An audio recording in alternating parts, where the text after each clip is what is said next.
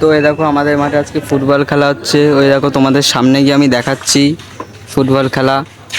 তো আমি মাঠে চলে আসলাম, দেখো এখানে খেলা হচ্ছে এবং কত দর্শক এবং প্লেয়াররা সব বসে আছে। এ দেখো এদিকে মন্দিরের এখানে প্রাইজ রাখা আছে, যে বিজয়ী হবে তাদের ট্রফি দেওয়া হবে। চলো ট্রফির সময় এসে তোমাদের আমি দেখাচ্ছি।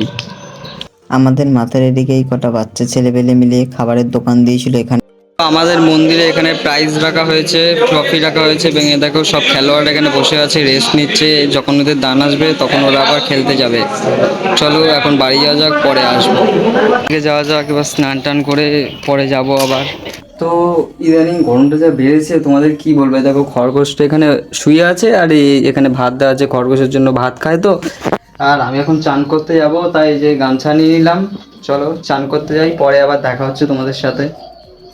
তো তখন চান টান করে খাওয়া দাওয়া করতে চলে গেছিলাম, এবার একটু শোবো, তারপরে আবার বেরোবো বিকালবেলা। তো তখন তো আমি শুয়ে পড়েছিলাম, এখন মাঠে আসলাম, দেখি ম্যাচ শেষ হয়ে গেছে এবং কে ট্রফি জিতলো আমি সেটাও জানতে পারলাম না।